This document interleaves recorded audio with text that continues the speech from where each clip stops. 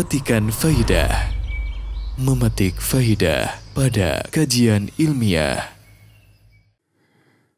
Kehendak ini kan amalan hati ya. Hati ini hanya diatur, dibolak-balik, dimanage oleh Allah, bukan oleh kita. Sebab antara kita dengan hati kita oleh Allah disekat, dihalangi, sehingga orang tidak bisa memanage, mengatur, mengelola, membolak-balikan hatinya sendiri, nggak bisa. Rasul SAW dalam hadis sahih riwayat Imam Bukhari dan Imam Muslim menyatakan, Inna quluba bani Adam baina usbu'aini min asabir rahman ka qalbi rajulin wahid yuqallibu kaifa yasha. Sesungguhnya hati-hati Bani Adam, hati-hati semua manusia, itu berada di antara dua jari dari jari-jari Allah. Seperti satu hati, lalu Allah bolak-balikan itu hati sekehendak Allah. Yang membolak-balikan hati kita, yang merubah-rubah hati kita, yang mengatur, memanage hati kita Allah. Bukan kita. Makanya salah satu doa yang masyhur dari Rasul SAW, Allahumma ya muqallibal qulub, thabbit qalbi ala dinik. Allahumma ya musarrifal qulub, sarrif qalbi ala ta'atik.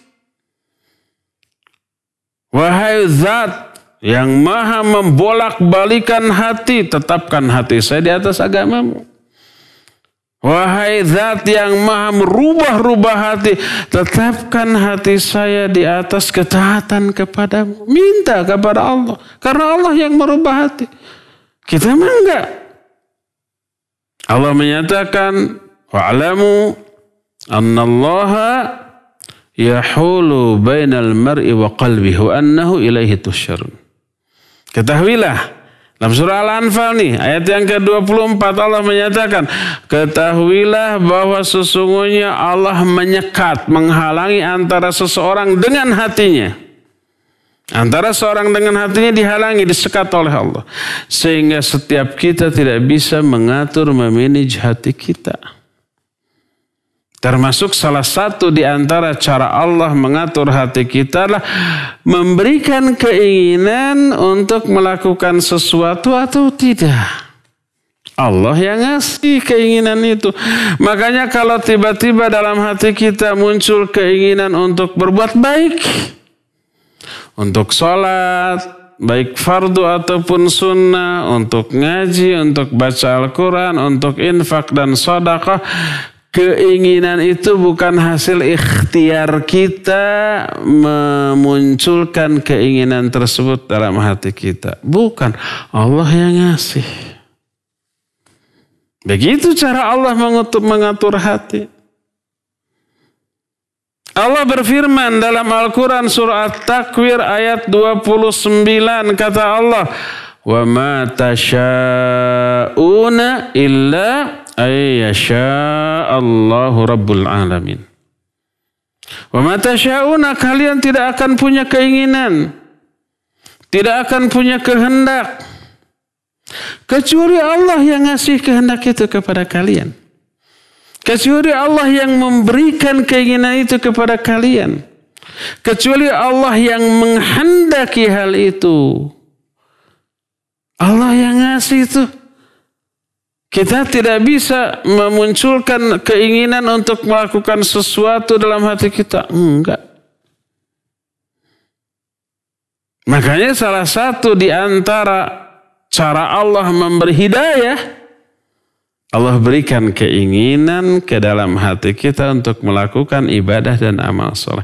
Itu salah satu unsur hidayah. Unsur yang lainnya selain masyiah adalah istita'ah. Qudrah, kemampuan untuk melakukan apa yang diinginkannya itu. Begitulah cara Allah memberikan hidayah. Ngasih keinginan, ngasih kemampuan untuk melakukan apa yang diinginkannya itu. Muncullah besok hari Senin, besok hari Sabtunya, umpamanya Senin atau Kamis, ingin saum. Dari mana keinginan itu? Apakah kita yang memunculkan? Enggak. Ujug-ujug aja muncul. Allah yang ngasih itu, bukan ujug-ujug. Lalu diberilah kita kemampuan. Tidak sakit, tidak safar, tidak ada gangguan apapun. Maka lahirlah saum sunnat tersebut. Itu cara Allah memberi hidayah. Dikasih keinginan, dikasih kemampuan untuk melakukan keinginan itu. Kalau hanya dikasih keinginan tapi nggak bisa kasih kemampuan, ya nggak akan beramal. Atau dikasih kemampuan tapi nggak dikasih keinginan, nggak akan beramal juga. Betapa banyak orang yang mampu beramal tapi nggak ingin. Mampu infak sedekah, uang banyak tapi nggak ada keinginan. Siapa yang tidak memberikan keinginan itu, Allah tidak memberikan keinginan. Dipelitkan itu. Dan itu azab dari Allah Azza wa Jalla. Kalau tidak memiliki keinginan untuk berbuat baik, itu azab. Mungkin sebelumnya kita melakukan dosa, maksiat, lalai dari kewajiban, melanggar larangan. Mungkin begitu. Akibatnya dicabut hidayah. Tidak dikasih hidayah. Tidak dikasih keinginan untuk berbuat baik.